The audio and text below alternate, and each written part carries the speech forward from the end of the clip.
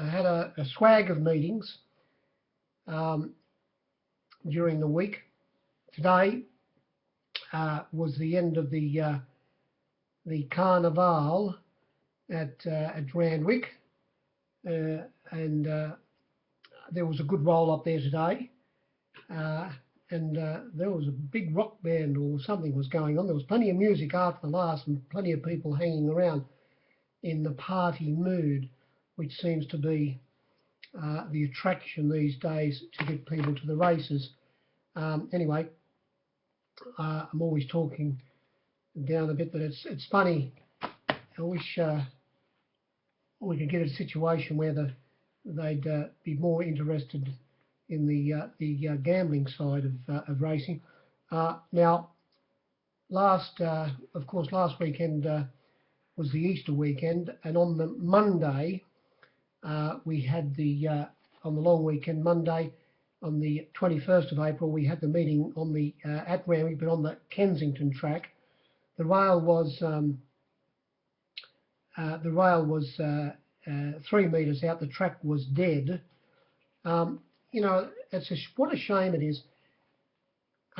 If you went back, 30 years or so, and you said the people in charge, did you know in the year 2014, on the Easter weekend, which of course it used to be the Doncaster on the Saturday and the Sydney Cup on the Monday, which was the tradition. If you in year 2014, that on the there are going to be it's going to be free entry into the track for a start. It's the Easter weekend, free entry to the track. They say, oh, that's a good incentive, letting the people in for free, and say, well, why are you letting them in for free? Oh, well, on the Monday, nobody tends to turn up.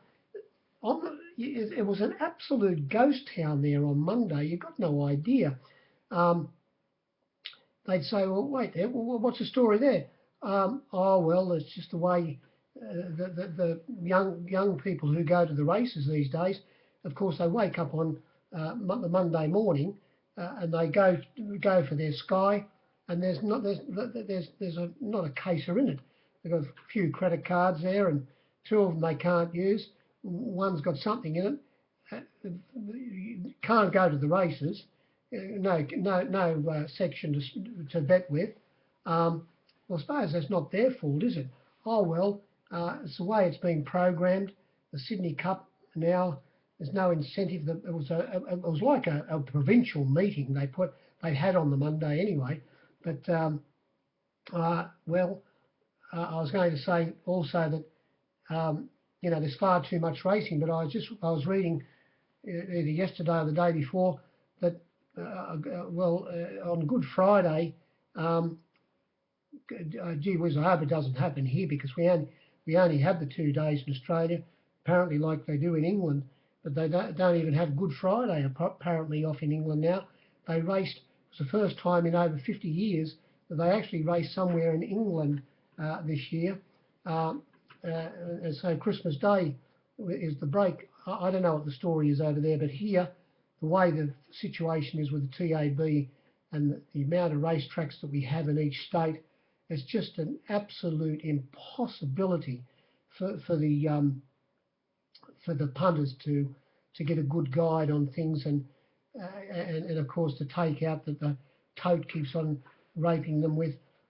It's just a situation where I can't see how it can possibly go on the way it's going on. Something's got to give, and of course this, as I say, the carnival situation is over now. We're going to head into the tough months during the winter, where everybody's got to try and survive, whether you're laying them or backing them. So we've got to all put our heads together. Of course, the one thing that would be, I think, help the situation is during the week. I keep on saying, we've got 2 meetings tomorrow in New South Wales, 2 meetings on Monday, the meeting at Kembla Grange on Tuesday, and then back to Canterbury on Wednesday. The Wagga Carnival is on Friday Thursday and Friday, along with Weil on Friday, and another meeting somewhere else on Friday, and then Saturday, and so it just goes on and on and on and on and on. You know, football, they pull fairly good crowds to football, and there's plenty of wagering done on football. I know there are only two runners, and we all know that sports betting is going ahead, and the graph is going up all the time, whereas betting on horse racing is going down. But surely, you know, they'll see the light one day where if you can, all of these meetings are on during the week, the Mondays and Tuesdays and the Fridays. Those meetings, I keep on saying it, they all should be on the Saturday, spread wherever they're on around the New South Wales, so people can go to the races on the Saturday. Should be non-TAB events, and the clubs can make just as money by getting people. That's how they used to survive and make more money than they're actually making now, and getting people to go, not travelling too far to go to a race meeting instead of betting with the TAB and betting with the bookies. The situation now is just to keep up with this game, whether you're with the people who are involved in it, it's nearly an impossibility. You've got to. I'm only a one-man band, and I slave my guts out. If you knew how many hours a week I work, the people who are in the game, they wouldn't get near me in 100 years. They wouldn't even work half as much as I do. Spent the hours that I work a week, travelling to meetings, coming home, doing the form, driving back and forth, doing the meeting, trying to keep up with it all. It's nearly an impossibility. And there are, you know, it's over 100 hours a week.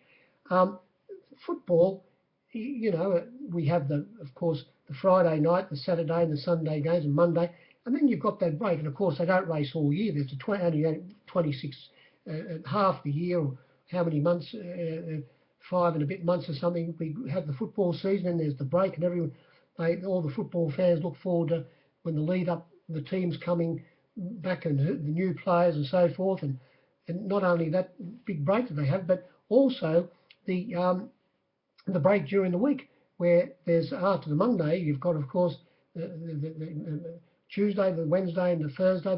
That break, and everyone looking forward to that, gives you that little bit of incentive, and it's the same with. It'll be exactly the same with horse racing. That's why Hong Kong, of course, is so successful. The 2 meetings a week, and everybody just can sit down, have plenty of time to concentrate on the form. Everyone's talking about what's happening. But here it's just it becomes a situation where people they get sick of it getting it rammed down their necks. 24 hours a day, 7 days a week, in and out. It becomes boring and boring and boring. We've got to try and keep the game going, but the people who do keep the game going are the ones who are getting bored by so much racing on all the time. It's an easy thing to see. I don't know. Someone needs a kick right up the backside. So the meeting at Kensington on Monday, well, the track played fair. You could you'd lead on the fence, and you could also come from behind. There was the wind was that there was a light southwesterly blowing, and it didn't have any effect on any of the races. Towards the end of the day, I suppose a little bit off the fence could have been a bit better. Well, obviously not completely down the outside, but as the day went on, I suggest that the inside section of the track wasn't, contradicting myself here, wasn't the place to be. The first winner led all the way across on the fence, and the next winner sat right behind, the second winner sat right behind them on the fence and got off, going around any one horse. But then, as I say, as the day went on, it was most probably a little bit of an advantage to come a little bit wider on the turn and down the outside. So that was Monday. We went to Canterbury on Wednesday, where the track was dead, a dead 5. The rail was normal, and Canterbury played not diabolical leader, but it was a huge advantage. It wasn't as if every leader got home, but everything was on the fence. There were a couple that weren't on the fence that won, but it was an advantage to be on the fence, saving ground at Canterbury, which is the norm when the rail is in the normal position at Canterbury. And then we had the Thursday off. There were a couple of Grafton and somewhere else was on Thursday. Of course, we had the Anzac Day meeting on at Warwick Farm. There's not one person I have spoke to who can understand why did we have to tramp out to Warwick Farm, the bombed city, at Warwick Farm, and go out there where there was just nobody there. There was no one there. Could have raced on the Kensington track at Randwick and held the meeting again at Randwick today and raced on the course proper, which we did. Of course, you know, it brings back memories, Anzac Day, when you used to get there, and after the march there was a late start and you think they didn't roll up to the track. Oh my God! And the section that everybody that had drank and the swire was going rife, and everybody betting. Now I did see two young sailors out there at Warwick Farm. They were the only people I saw in uniform. There was just nobody there. I just, you know, it's a shame. We had it at Warwick Farm last year as well. The sooner they get it back to Randwick on Anzac Day, the better. Of course, next year it will be on the Saturday. Anzac Day will fall on the Saturday, so we'll obviously race at Randwick. Melbourne, well, they kept up the tradition. They always race at Flemington, the Melbourne Cup track on Anzac Day, and they had a good roll-up apparently there yesterday, but not here in Steak and Kidney. No, we were out at Warwick Farm, and it's a shame for Anzac Day meet where there was hardly anybody there, and it was a miserable situation. Now we got to today's meeting at Randwick, where the rail situation was, well, for a start, the track was a slow 6, and it was obviously it was obviously a slow track. The penetrometer was 5.61. The rail was 3 metres out from the 2000 to the 1400, and then it was 9 metres out for the remainder of the track. And as the day went on, we did see a favourite get up on the inside and win. That was Arabian Gold in the Frank Packer plate. Sat 6 on the fence and got inside the leaders, the 2 in front of it, and was able to win. That was about it. The runner that ran third in the second last race was a good effort. It was close to the fence, but it was, as the day went on, it was a little bit similar to when we raced on the Kensington track on Monday. We're on the course proper today. Of course, as the day went on, it was an advantage to be coming off the pace and down the outside. Now, in this first race today, on the screen they said there was 104.3. That was about spot on, only maybe 1 less in the marketplace.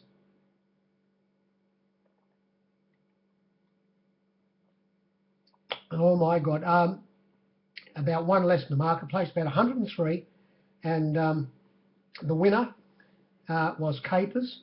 It was the second pick. It was 7-2, $4.60, second pick. The Avery was Houseman, who was on the fence and held up for a little while. Had to switch back to the inside after getting clear, but and the winner sat in 4th position. Of course, this race, before the announcement was made very early this morning, well, they most probably made up their mind yesterday. We found out early this morning that Keith's Legacy was going to lead, not sit off the pace, but actually lead today, and they stuck by their word. We all had, of course, Houseman going straight to the front and getting a fairly easy lead, controlling this race, and that was one of the reasons it was the favourite. And but they, as I said, with Keith's Legacy, they were going to lead, and they did lead. And after they'd gone a couple of furlongs, he got around Houseman, found the fence, Houseman behind him. Moving up on the outside of Houseman was the 100 to 1 chance Jet Style. It dropped off, turning for home. When it did, the winner, Capers, who was sitting on the back of the 100 to 1 chance, had gone around into second hole, putting the favourite in a bit of a pocket. It was starting to drop off very quickly, Keith's Legacy, and it finished up being beaten 13.5 lengths, and it is to be retired, Keith's Legacy, along with number 1 Centennial Park, who also sat well back. It sat in second last position, and it got beat out of sight, 28 odd lengths, and it's to be retired as well. It's unusual, 2 horses being retired in the same race. That was the case with that pair.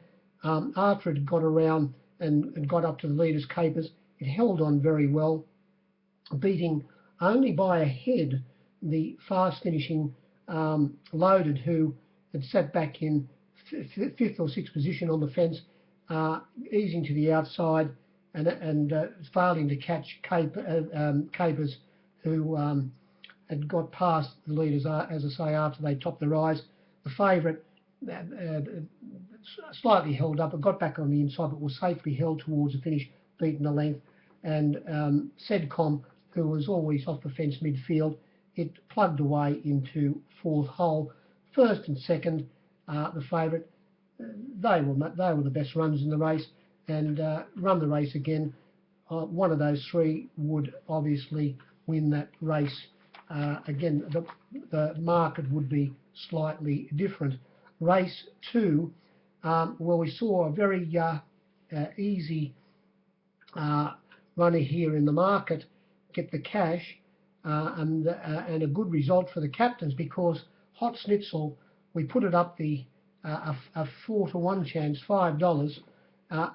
We put it up second pick, 4 to 1 bar, we said, Hot Schnitzel, and it got out to $7, 6 to 1, begging at the end of betting. After watching the first race, there was plenty of talk about, is the inside very iffy, because Keith's Legacy gave in so badly.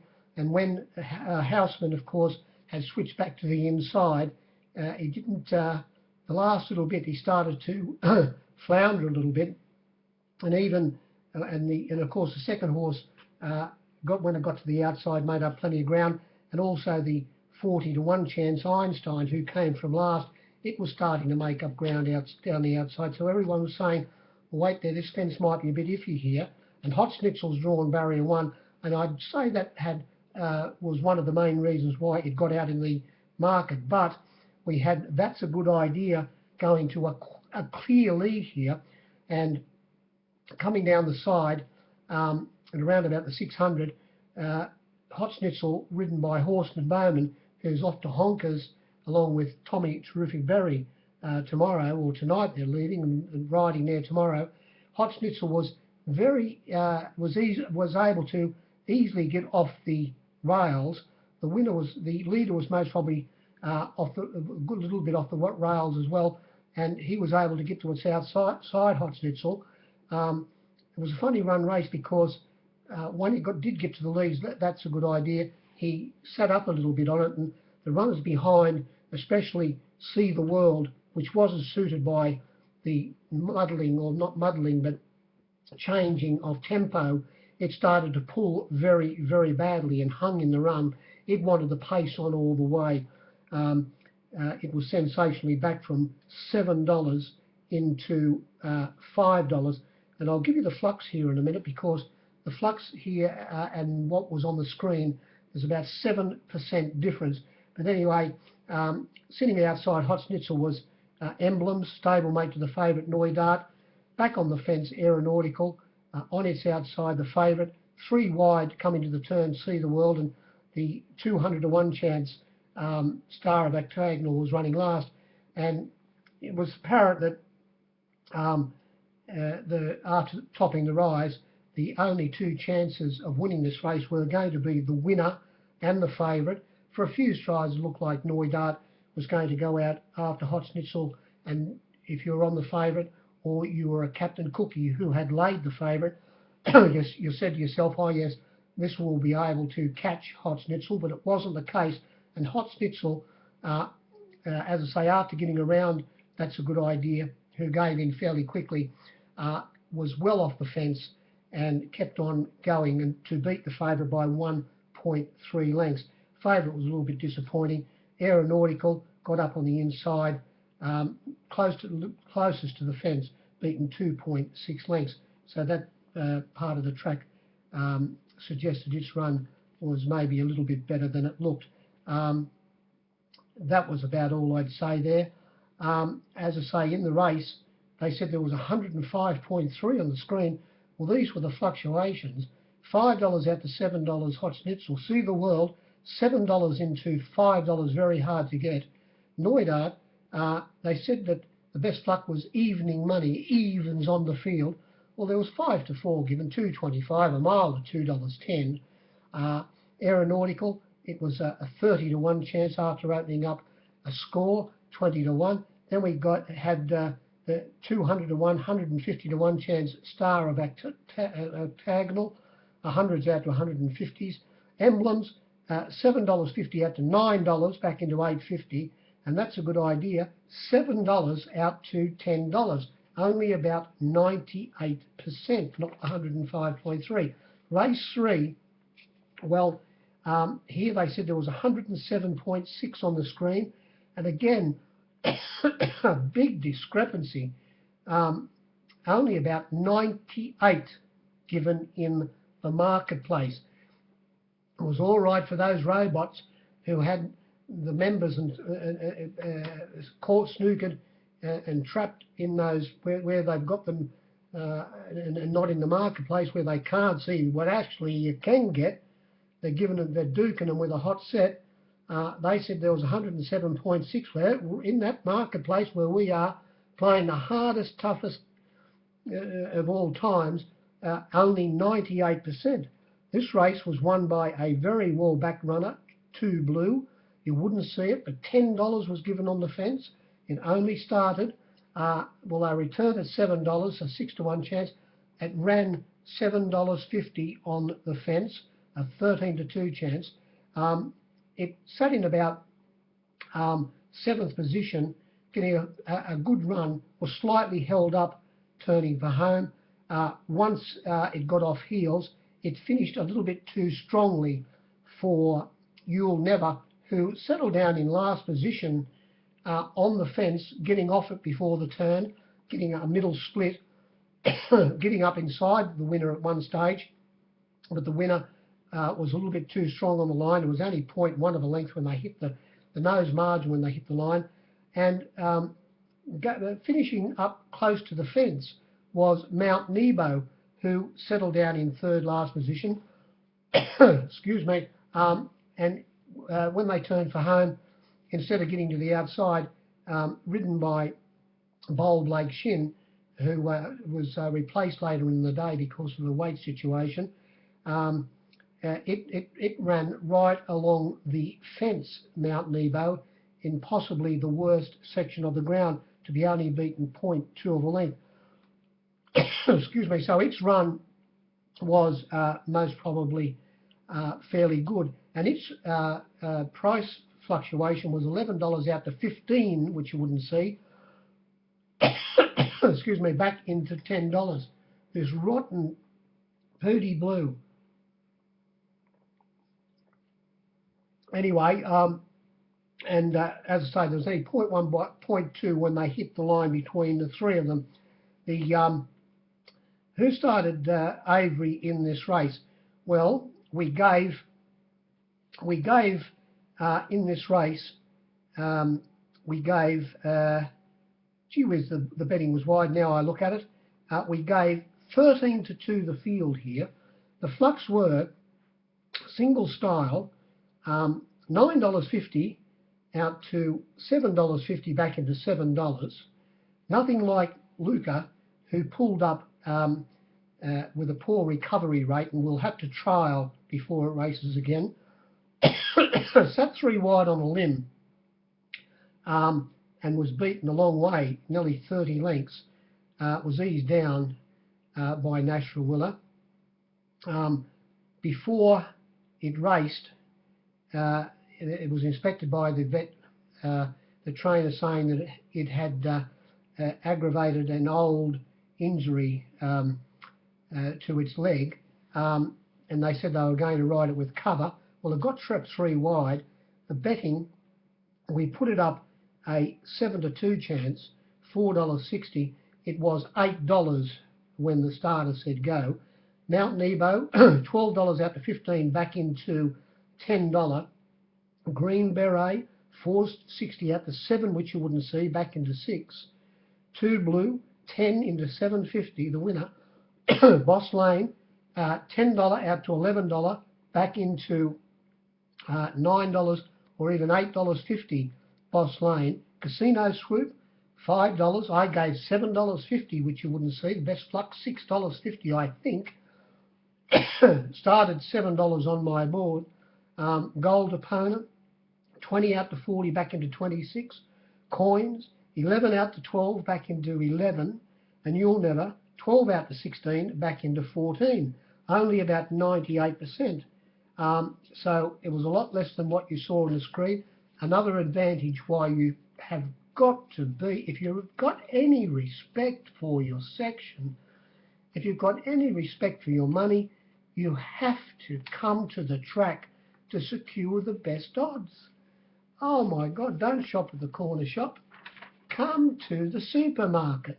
Now, race 4, the groceries at the supermarket are much cheaper than they are in the corner shop. Don't do your betting there. Now, race 4, this was where the short price favourite Arabian Gold got home. It sat in, ridden by Damien Oliver, sat in 6th position on the fence, never went around a runner.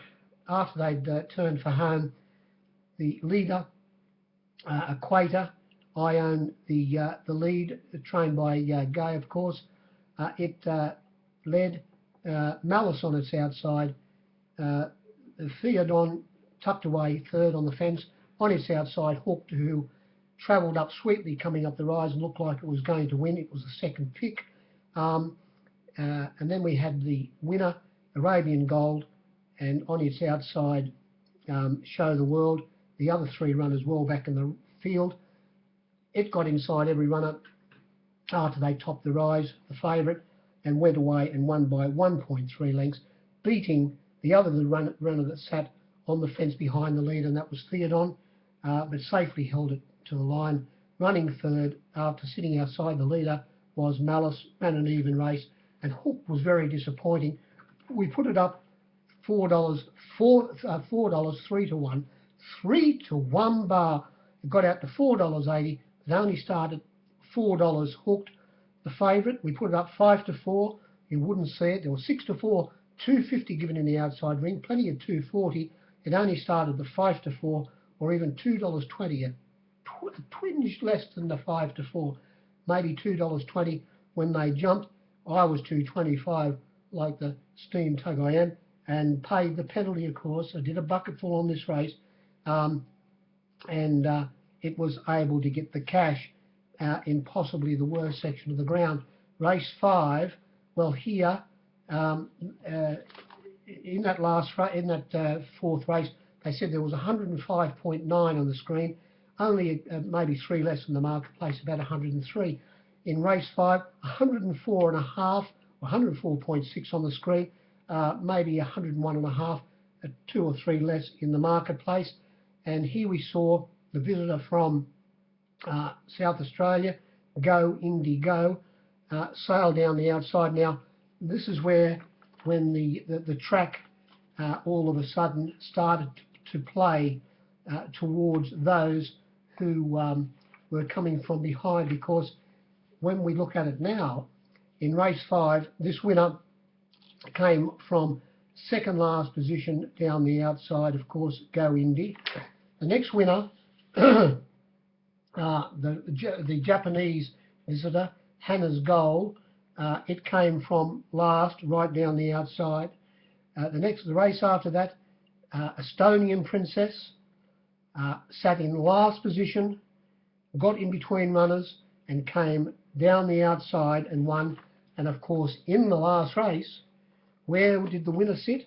It was second last, or last on the outside, came widest on the turn, and was able to get the cash. And the horse that ran second in the last race, it was last inside it, the grey horse, Danchai, only going around one runner, and that was wasn't the 60 to 1 chance, and it came from well back in the field. So now we see the pattern emerge where it was better to be off the pace and coming wide in the straight, and that's what happened in race 5. Go Indy Go.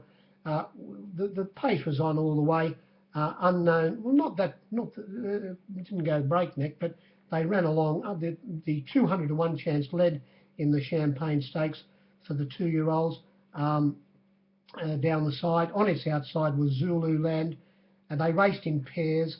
And as I say, the winner, well, it was sitting in last position. Behind it, Peggy Jean. And when they got to about the 800, Nash made his move. He went around the winner very quickly and got up outside his stablemate Backman, who had pulled in the run, and Bowman saying that it got on its wrong leg, and the two stablemates trained by Gerald Ryan had a bit of a bumping duel coming around the turn. Bowman trying to shoulder his way out. Nash was trying to hold him in, and while this was happening, of course, the winner, ridden by Son Schofield, it just sucked up on the back of Peggy Jean, and once it got balanced after they topped the rise, it rounded them up fairly quickly and won by a length. $8.50 was given, only started $7.50, fairly hard to get, and it was a fairly strong win. But as I say, this is where the pattern emerged, where it was starting to be an advantage to come down the outside. Number 2 ran second in this race, Zululand. It sat outside the leader, fought on very well. It was $21. Running third was number 4, which was Kumon, and it sat third on the fence, and it got up inside the leader, turning for home, or it could have gone around, I'm not too sure, but it finished close to the fence, which wasn't the place to be, only beaten 1.2 lengths. And well, scratch me happy, it was on its back and it finished up running fourth. The Peggy Jean and Volusius, the runner from Melbourne that won very easily on Monday, and also Backman, were very, very disappointing in the run to the line. The winner, even though it had the right part of the track, as I keep on saying, it was still a strong win. Race 6, and well, you can't deny Hannah's Gold trotted in at the finish, winning by 2 lengths. But as I say, when you watch the replay, the track was playing a little bit this way. We had Alante, the 3-year-old, going out and setting a fairly good pace in this race, with Tiger Tease tailing it. The other 3-year-old, Woodbine, on the outside of it. The favourite coming down the side, Rebel Dane, slotted into a nice position. The rider saying, Glenn Boston, had a bit of it raced fairly keenly. And also, he said that the hard run it had on the heavy track in the TJ Smith could have had an effect on it, but I thought it had its chance. It was on the outside. It was on the back of Woodbine, and on its inside was Shame Express. Then we had Bonetta, tailing Bonetta. Bonetta was on the back of the favourite, and on the back of Bonetta was Weary, who finished up running second, and the winner, Hannah's Gold, of course, was a clear last. Nash was travelling sweetly coming up the rise. It appears to be only a lightly framed runner, but when he said, "Come on, we're going," it went all right, and it rounded them up very quickly and ran away, as I said, to win by 2 lengths, with Weary also coming down the outside, the right place to be by now, running second. Of course, Hannah's Goal had the 2 runs here, both on very heavy tracks. When it ran at Rose Hill, I didn't see it, but of course read it in the steward's report. It was sensationally backed at its first start here after coming from Japan. The official fluctuation said $12 out to 14, back into 9. Well, there was $17 given that day, 16 to 1, and it did only start 8 to 1, and there was a stack of section for it. Oh, there was a Japanese section everywhere for it, and good, solid section, as I say. At one stage, at the $10, you could have laid 100,000 to 10,000 as easy as pie. It was 90,000 to 10,000 at $10, or at $11, you could have laid 100,000 to 10,000 with a drop of a hat. It did that day when they went around to the barrier. It apparently put in a very hard preliminary, and it was ridden by Craig Williams, and got around to the barrier, was inspected by the vet. They said, no, it's all right to run. It ran. There were 15 runners that day. It was last turning for home. He couldn't get to the outside when they fanned, and he went for a middle split after flattening out, and when the split didn't appear, he more or less ran the last 2 furlongs without being extended. So it was a very hard, it was very hard for one to put a price against it. I did finish up putting a price against it, and I should have been a little bit easier on it, I suppose, and marked it shorter than I did. And of course, then I went around the Doncaster, another heavy track, and which might have really suited it again. But its run wasn't bad, didn't get beat far, and made up ground again. It's very easy now. It got the right section of the track today, but still it was a winner running away. Race 7, the JHB Car Stakes for the 3-year-old fillies, a Group 3 race over the 7 furlongs. Here we saw the very well-backed Estonian Princess, and once again, as I said a minute ago, suited by from coming from back in the field. 30 to 1 was given in the outside ring. I laid this winner. I lost on this race. It was official flux, $26. As I say, $30 given. $26 into about $17 Estonian Princess. It led and set a fairly fast pace, calming influence. It did run 13.1 lengths last. The track being against, by now, it's going for a spell.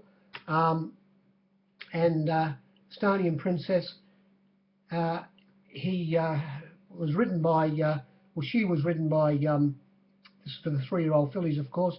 She was ridden by a brilliant Brendan Abdallah. He, after sucking through the middle of them, after coming up the rise, a split appeared, and she accelerated fairly quickly and went out after the favourite, Northern Glory, who sat in 4th position. Did draw barrier 1, Northern Glory, and off the fence, but all the way. It was closest to the fence. The 3rd horse, Lady Lakshmi, so its run has been very good because it drove it mad in the lead, calming influence, and as I say, it was a bit close to the fence late, the 3rd horse, and was only beaten 0.2 of a length, a very good run. because it was in the worst section of the ground. Estonian Princess was able to catch the favourite, who right on the line to beat it by a nose, and another half a head away was, as I say, Lady Lakshmi. Now, of course, it started the favourite in this race, Northern Glory, at $3.70. The second pick in this race was Miniature. We put them up 5-2 a pair. 5-2 the field. It got out in the market, Northern Glory, from $3.50 out to $3.70, but always layable out at $3.50, $3.60 and $3.70. And then in Miniature went from $3.50 out to $4.80, excuse me, back into $4.20 or even $4.20, very hard to get towards the end of betting. And when you watch the replay, you will see very clearly, I think, even though beaten 3.4 lengths, Miniature should have just about won this race. If it would have got a split when they were turning for home, he was a victim of circumstances. Clever Kieran McAvoy. He was behind the pace. It was pulling slightly on him. Miniature copped a little bit of a check, and then all of a sudden they jammed up in front of him and no gaps appeared at all, and he was left with nowhere to go, badly held up. By this time, the winner and the runners in front of him had, the runners in front have got clear, the winner had got around him, and the bird had flown, of course, and his Miniature's run is to be completely overlooked. I think if it would have got a split or got off the heels after turning for home, it would have got the money. By the way, in that race, Hera, the runner now trained by Chris Lees, ridden by the Pumper, it wasn't a bad run because it was wideish, and it'll be going to Brisbane now and obviously have a good chance up there. Then we came to the last race, and going back to that race, they said there was 107 on the screen in race 7. Wasn't bad. Only a couple less in the marketplace, about 105%. Excuse me, race 8. Now here on the screen they said 109. Well, that's a bit fat for Sydney. Without going through the fluctuations, there was 6 less in the marketplace, only 103. And as I said before, now this track was playing towards those who were able to run on. The second horse and the winner they settled down in last and second last position. They were in that position around about the 800-metre mark. The winner was on the outside of the second horse, and when they made their moves, there was only one place, as it turned out, for the second horse to go, and that was inside runners, and finish up after they had turned for home.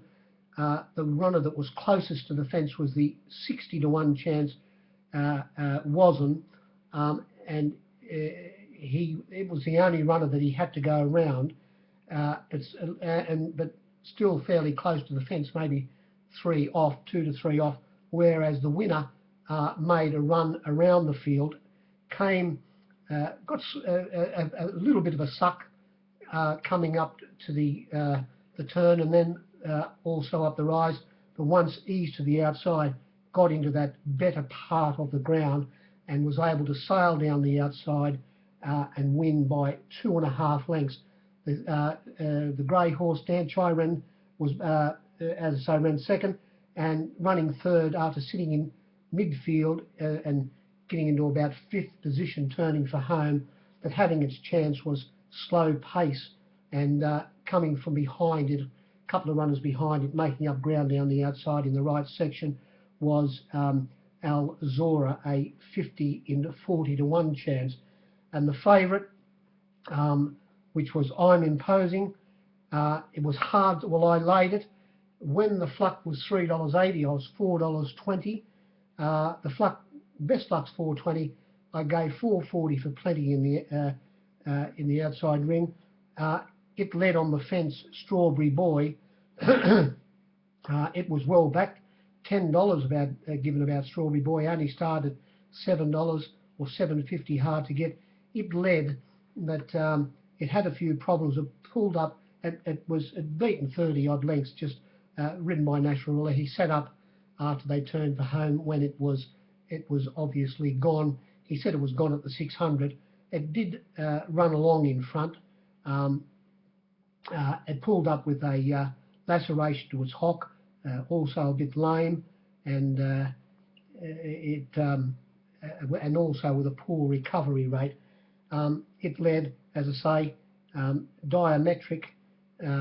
It led early and then gave up the lead, but then got to the outside of Strawberry Boy, and moving up fairly early in the race was the favourite, I'm Imposing. And when he tried to get in outside the leader, Strawberry Boy, Diametric had come, pushed up in between them and kept the favourite, I'm Imposing, wide all the way to the turn, even though, when they got to the turn, it was quite obvious now that the fence wasn't the place to be, because even the leader, Strawberry Boy, was a good 5 horses off the fence when they were swinging. But it wasn't an advantage, I suppose, to be wide in the run. Wide with cover and swooping was now the story of this track, and it stuck on fairly well, running 5th, Strawberry Boy, beaten about 5.1 lengths. So its run was a little bit better than it looked. And what else do I say here? There were quite a few runners back. Numbers 2 and 3 in this race, they were very easy in the market. Number 2, Trey Blue, went from $8 out to 11, and Slow Pace, the horse who ran third, it was extremely hard to lay. They only returned at $8, but it was $10 on the fence when they jumped. After only opening up 9-2, it was $5.50 out to $10. The winner was extremely well backed, as was the previous winner. The fluctuations were about the same. Estonian Princess in race 7 was 26 or 31, as I say, was bet into about $17 or $18, hard to get, $17. And this last winner, Spillway, they didn't forget to back it. It was 26 into $15 or $16, also hard to get and very, very well backed. And I lost on this race as well. It was a hard race to win, and I went off the top odds, the winner, and then they took $18 off me for whatever you wanted, and I finished up losing on this race. So that was the story of the meeting today at Randwick. We've got a swag of meetings coming up next week. So whatever you were doing today, whether you were fielding them or whatever sort of wire netting you were doing, I hope you finished on the right side of the ledger, and we'll talk to you later on. Good evening.